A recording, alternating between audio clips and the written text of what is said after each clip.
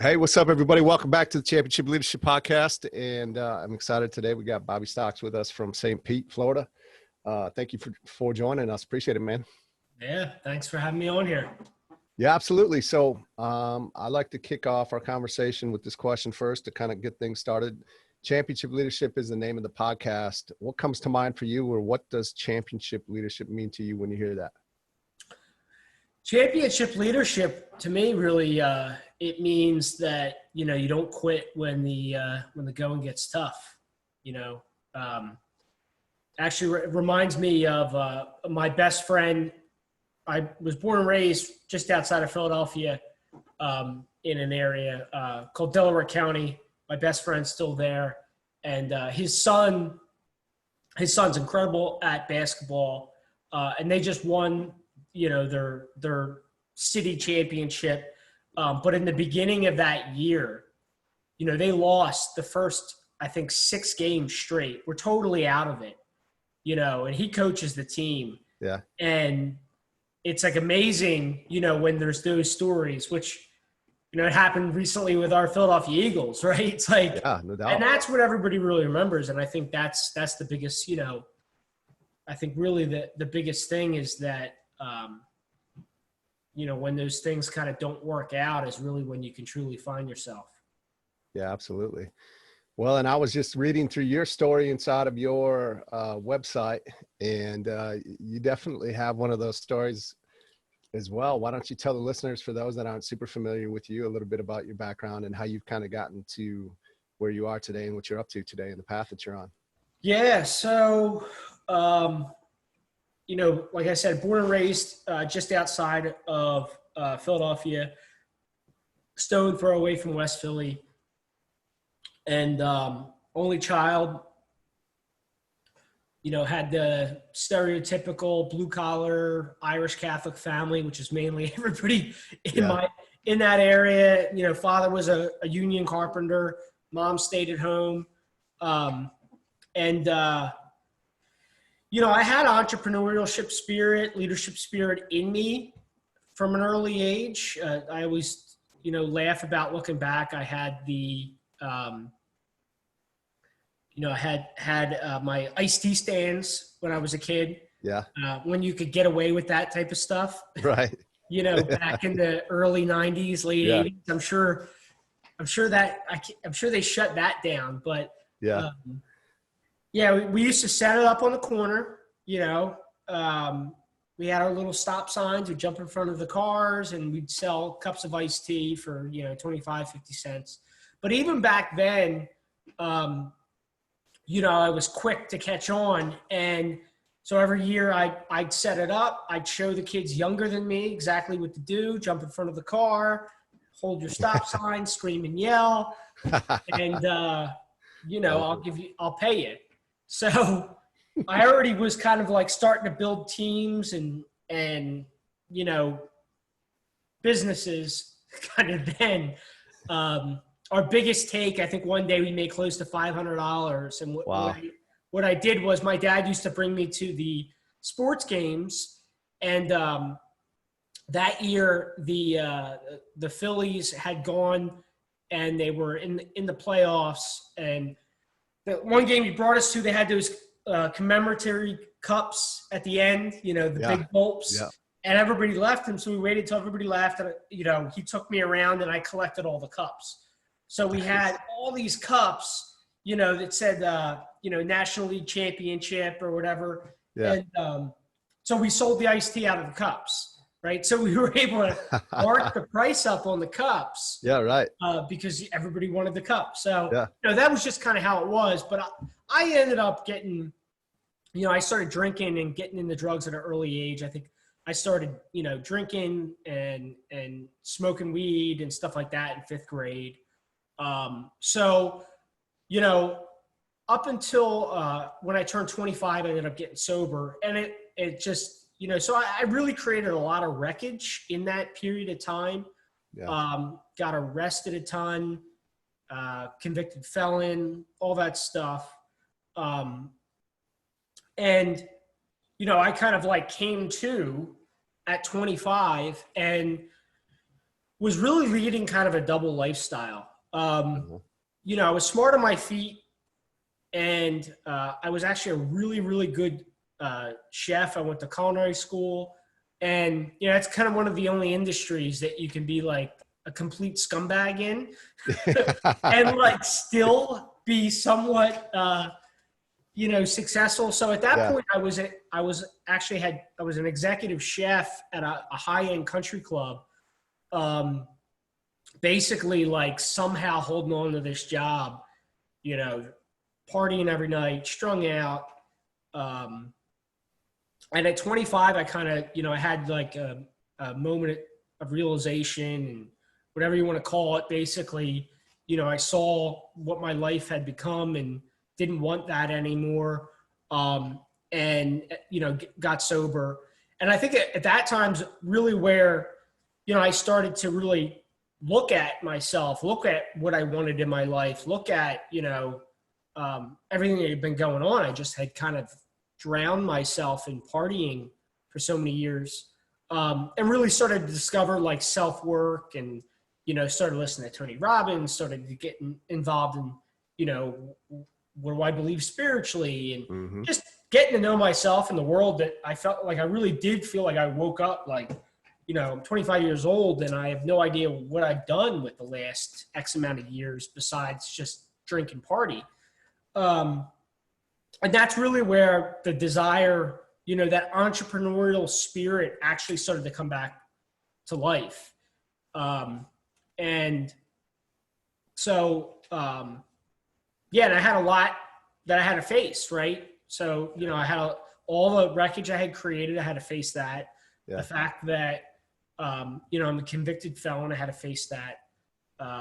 And, you know, that struggle and that, like, that was the game, kind of the game that I created, the game that I felt that I kind of woke up to, you know, in the spirit of, you know, leadership and championship, and having to say like, all right, how do I play this game? How do I want to win it? And do I want to play a victim or to everything, or do I want to, you know, own it? Yeah. Well, it's pretty incredible that you know, cause you hear a lot of people with those stories, and they're just never able to escape it. Right. Yeah. But you have this moment, and call it what you want. And then like, kind of like that, like you were sober from that point on, right? Yep. Yeah. And then you go and you buy a dog. Wife's like, hey, you need a fence for the dog. You start looking at how to build fences, and all of a sudden you got a fence building business. And that's kind of what takes you into what you're doing today, right? Like figure out how to run ads and yeah. So it was 2000, towards the end of 2011, I had been at that country club for 9 years. I had been the head chef for almost 8 of that time. And, you know, it's like, look, I wasn't destitute. Like, I had a good job. Yeah, right. I was making, you know, relatively good money, you know what I mean, for a guy in my position. You know, was taking home over $60K a year. I had the benefits, you know, I'd managed a big team, and yeah, you know, it was like a lot of my friends were like, dude, you got it sweet. Yeah. But again, like, it was just, man, I was just gnawing inside. I was just like, this isn't what I envisioned.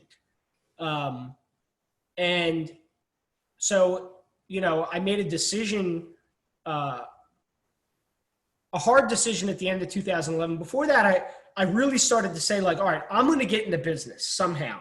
And I started thinking, you know, I started going to, you know, I had the old mindset still where it's like, okay, I'll go to school for business. Yeah.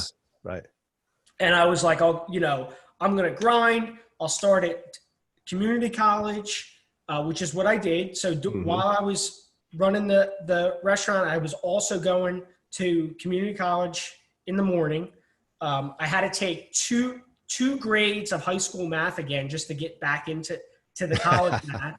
And I was like determined, man. I was like acing everything. I got through those 2 grades in, I think it was like a month and a half. I just, you know, and really I discovered that things that I had failed at in the past that I thought I was just like dumb, it was actually just focus. It was focus, and just believing in hard work equals results versus like I'm good or bad at something. Like I think I had, which I think a lot of people have this, where they just define that they're not good at something because they had failed before, right?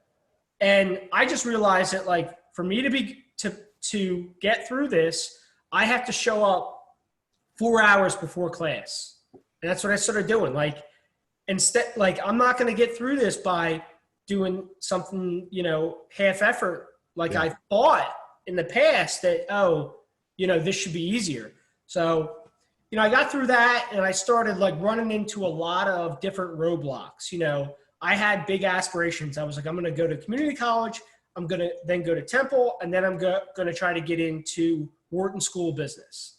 Right. And I started seeing that with my felony conviction, you know, it was a aggravated assault with a deadly weapon and all this other stuff that, man, I'm going to run into a lot of obstacles here.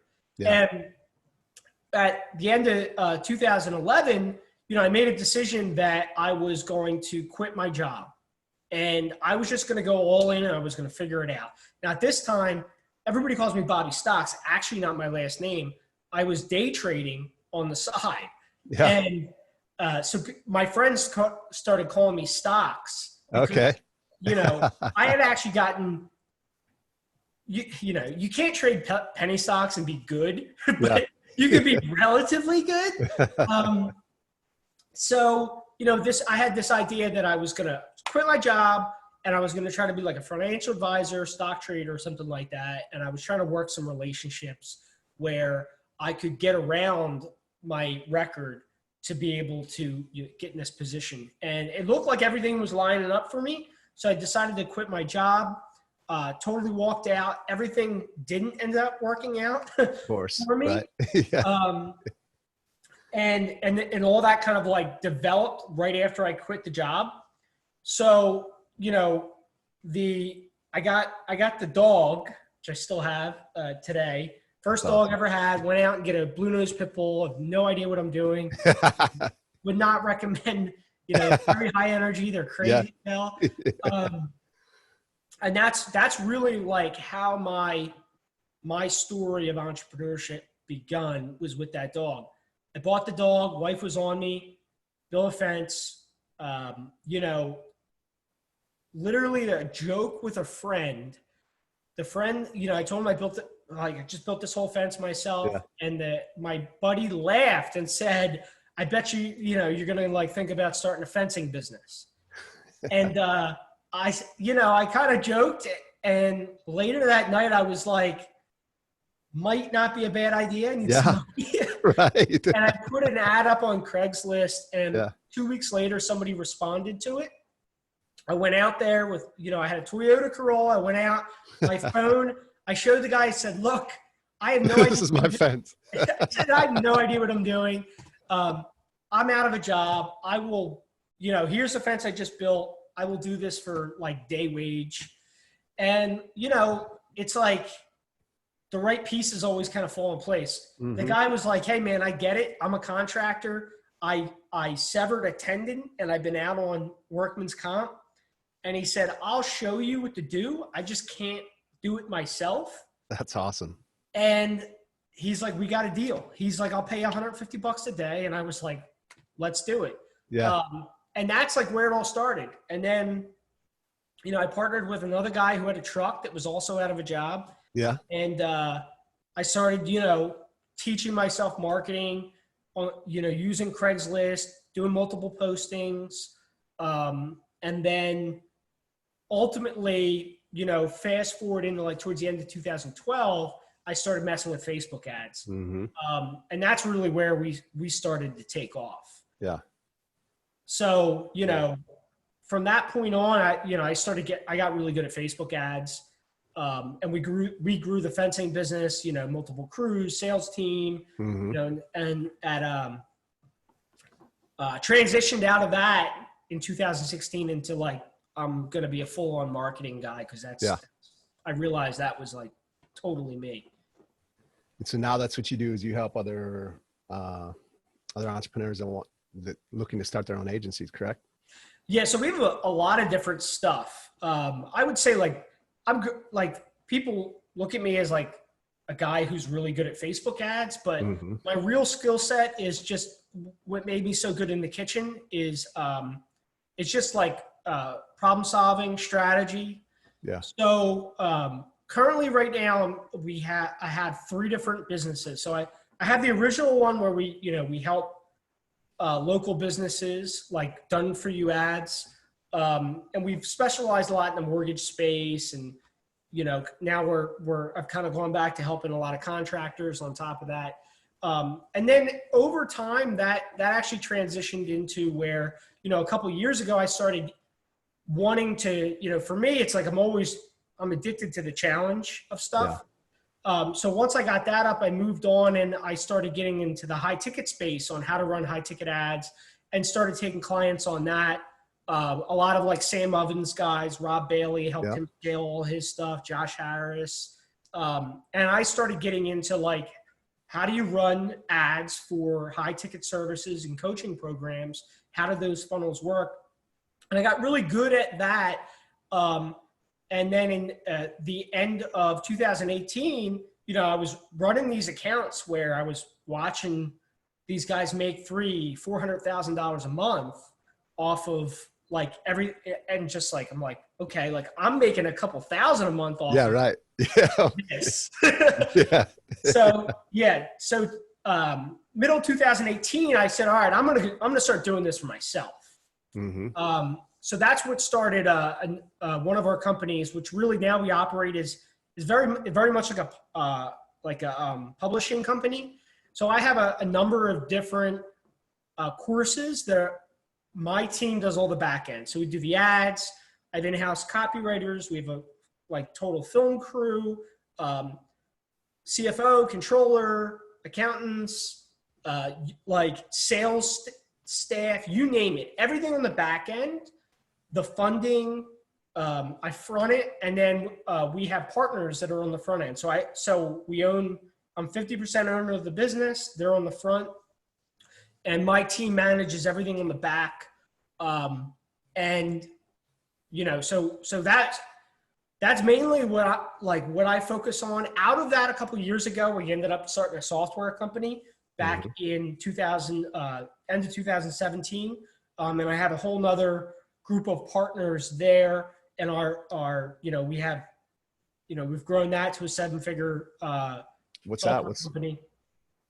What's the software? It's called Contact Smarter. Okay.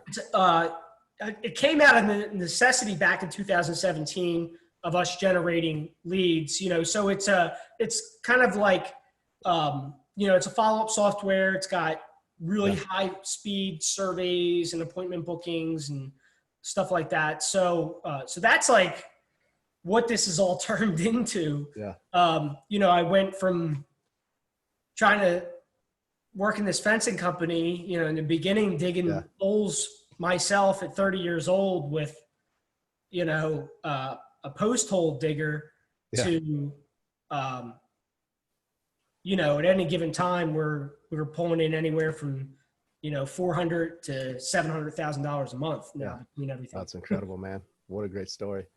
Appreciate you sharing that too. Along that way, are there any championship leaders, coaches, mentors that impacted you and helped you kind of get to where you are today? And like, really more importantly than who they are is like, what is it about them that you really took or stood out for you as a leader that maybe you've even taken and helped kind of mold who you are as a leader today? Yeah, I would say there's definitely a few guys, and it was just before this call I was on with my current coach now. But the first guy that really helped me was this guy named Brian Ryder, who I'm still friends with today. And, I was referred to this guy, like when I first got into the marketing world. Right. And Brian's been working, consulting for businesses since he was very young at 20, and has worked with billionaires. And some guy said, you need to talk to Brian. And I get on the phone with Brian and I'm telling him all my scenarios, and at this point, I'm like online, I'm like not making anything, and he's he's, you know, sitting there saying, well, it's $30,000 to work with me. And I'm like, I don't even know. Like, the idea of paying somebody $30,000 for coaching is so beyond like the reality that I lived in at that time. Right. And, you know, he coached me anyway. He basically said, like, you know, I can't help you like to the extent that I help my clients, but what I can tell you is that, you know, I can hear it in you. I hear that there's something there, and I won't make the money from you, but it'll come to me from someone else. Yeah. So he basically said that, That's awesome, know, man. that he delivers value, he will, you know, it'll come back to him. Yeah. And this guy, like, just constantly, you know, we'd be on the phone and he would just talk about how easy it is to make $30,000 in a month. And like, it was just like, I'm getting so angry at him. And he stuck with me through all that. And the funny thing is at this point, my wife was still working a corporate job, and she finally wanted to get out, and she wanted to start doing it something. And I was like, man, you should talk to Brian. And my wife ended up paying Brian $30,000. Okay. Yeah. Right. And he was like, I told you it would come from somewhere. And but Brian did not let me get away with the argument that that making money is hard. Mm-hmm. And like today, if I made $30,000 in a month, like, there'd be a big problem. Yeah, right. Like, things would not be going well in the business. Yep. And it's like, it's wild to think, like, man, it's quite the shift, right? Like, the first couple years of me being in entrepreneurship, the first year I think I made $15,000 in a whole year. And if I think about how hard that was, it's unbelievable, you know, what the difference between like doing things effectively and strategy, as opposed to coming from a context of I have to physically work extremely hard and be desperate to get money. It's like, the more desperate you are, the harder it is to get what you want. And he used to beat that type of stuff into me. You know, he would say things like wanting is degrading and like all this crazy stuff. And he really laid the foundation from there. And then, you know, over the years, there's just been other guys like him that have said, you know, little things that have popped in that were always very simple and fundamental, you know, that make those big shifts. And it always reminds me of listening to Tony Robbins when I first got into like this type of stuff, where he would always talk about the golf ball, right? Like a small millimeter twist with your hand, you know, over a period of time creates a huge gap in performance. Right. Right. Yeah. So true. Yeah, that's great. I love it. And, you know, I'm sure more than that 30,000 has come back to your friend as well. Oh yeah. with the relationship that he built and saw in you, you know. I think it's great. Championship leaders, they're able to see something in others that maybe that person can't even see in themselves. Right. And there's just something, they're able to listen to that. And that's incredible. What's on the horizon for you? The vision of what you want to do, where you want to go over the next short term here, maybe 5 years, impact you want to make. It sounds like it's compounding quickly for you, right? Like you got the software. Yeah. I mean, I'll tell you exactly, like, you know, the last number of years I was like really, really focused on,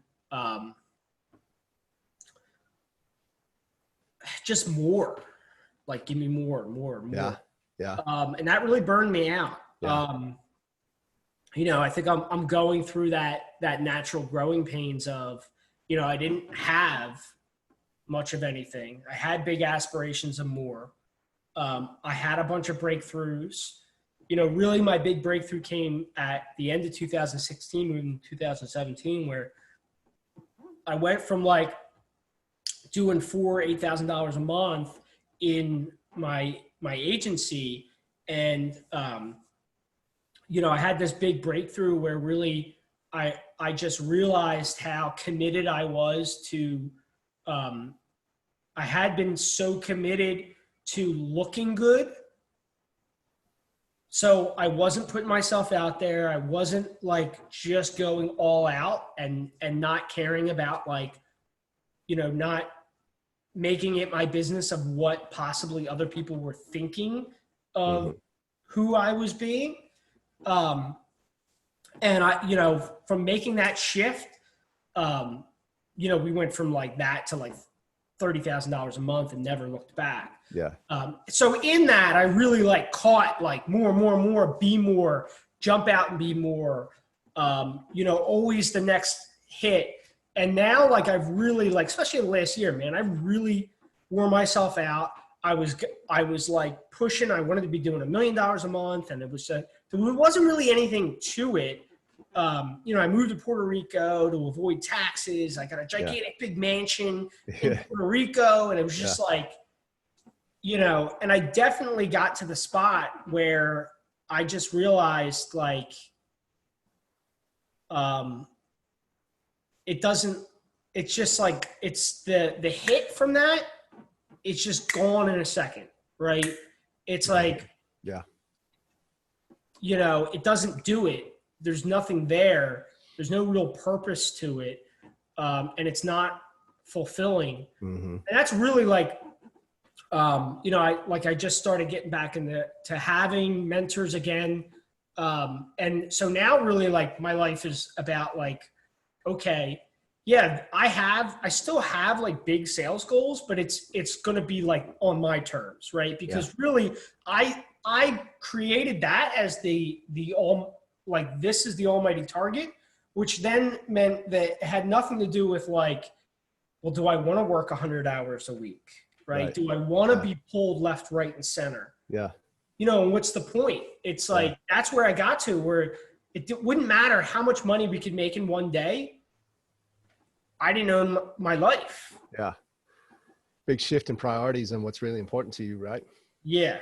Yeah. What's, kind of just more the lifestyle and quality of life. So really it's like now everything is about, how's everything set up right? Is it set up based off like what I want my life to look like and fit into that plan rather than, my life have to fit into the plan of however the business takes. Yeah. Yeah. Which helps you make a lot of decisions a lot quicker in a better way. Yeah, absolutely. What's, I saw, I was scoping your Instagram out. You like cigars, yes? Yeah. I am a big cigar guy too. Oh, no way. How did that happen? So on my my bachelor party, a buddy of mine had some cigars and he said, come on. And at that point, because I used to smoke cigarettes and I quit for like 6 years. Okay. And he's like, smoke a cigar. And I was like, man, I was like, I am with that stuff. Like, and I smoked one, and it was like a month later, I'm like, what? I'll have another one. Yeah. And then I, like a month later than that, I joined a cigar lounge and, became a connoisseur. And so I got my cigar lounge buddies still back from Philly, and we'll go on trips to the Nicaragua, and Republic, and all that stuff. So that's awesome. Yeah, I was just on a podcast actually with a guy.